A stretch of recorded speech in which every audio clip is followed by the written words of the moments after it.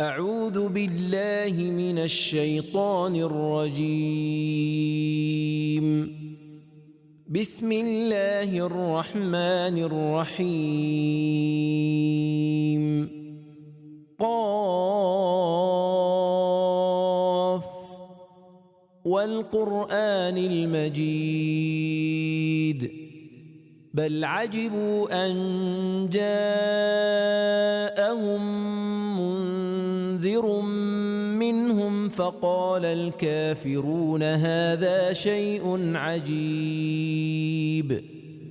Living the Quran through the Living Quran, an audio-visual translation of Tafseer Nur of 𝐒𝐔𝐏𝐏𝐿, translated by Salim Bimji and edited by Arif Huda. Audio version read out by the translator. In this 16-part series, we will be reviewing chapter number 50, Surah Qaaf. Part 7, verses 17 through to 20, Reality of Death.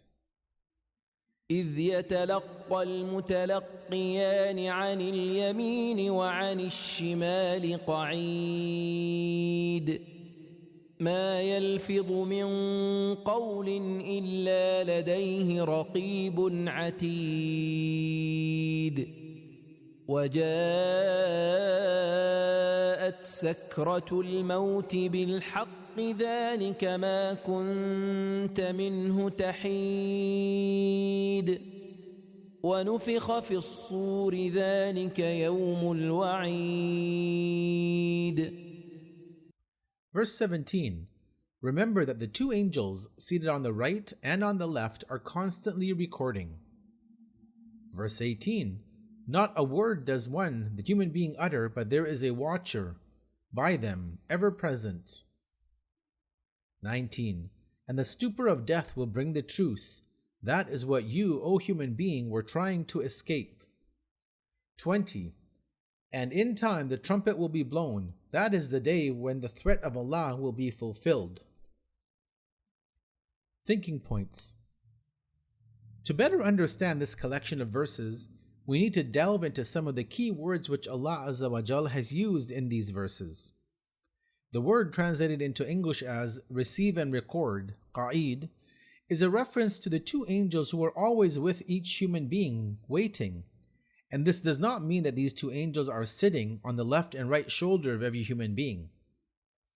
The word translated as watcher, raqib, means an observer, while the word translated as ever-present, atid, means one who is ready to serve. The word translated as stupor, sakra, refers to a state in which the intellect departs from a person, and the word translated as trying to escape, tahid, means turning away and fleeing.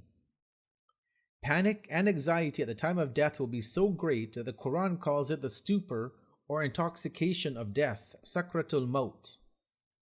In addition, the Quran also refers to the state of how some people will react on the day of resurrection, as they make their way to the divine court, as being one in which, as is mentioned in chapter 22, Surah Al-Hajj, verse 2, and you will see the people staggering as if they are intoxicated, even though they are not intoxicated, but the punishment of Allah is severe. Among the organs of the body, the only one that has been mentioned in this passage in verse 18 of Surah Qaaf is the tongue. And this is where Allah says, not a word does one utter, but there is a watcher by them, ever present.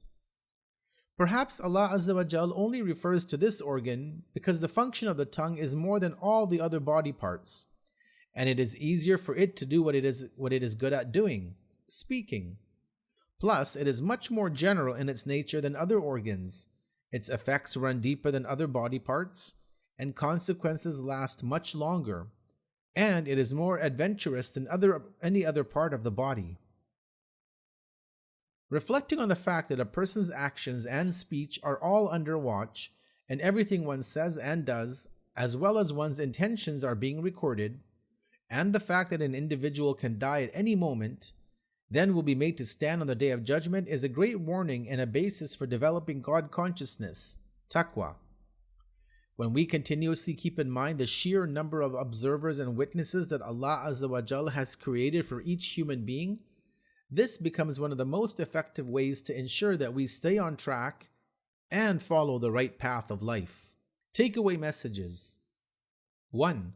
Although Almighty Allah Azza wa Jal is Himself a witness of human actions, words, and thoughts, however, the divine organization which He has put into place states that there needs to be a constant recording and eventual accounting for the deeds which people perform, and He uses angels to carry out this task. 2. According to a hadith, there is a division of labor among the angels. Thus, the angel stationed on the right of a person writes their good deeds, while the angel on the left records their bad deeds. 3. A human being is responsible and accountable not only for one's actions, but also for one's words, and to a certain extent, even one's inner thoughts. 4. When we talk about someone having supervision over others, this suggests that what they are obligated to watch over and record has credibility and value, and they must be given the ability to oversee all aspects of that person. In this case, there are angels whom Allah Azza wa Jal has determined for a task, and He has commanded them to record the actions, words, and intentions of every single person. 5. At the time of death, people will come out of their normal state. 6. The pangs and stupor of death are realities which everyone will have to experience, and those who are alive may see a person die, but no one else can experience what they are going through, nor will anyone be able to see any signs of it on the face of the individual as they leave this world. Point number 7 as we conclude. Trying to flee from death is a natural reaction which most people will undergo. Join us in our next session as we review verses 21 through to 26 under the theme of precise accounting.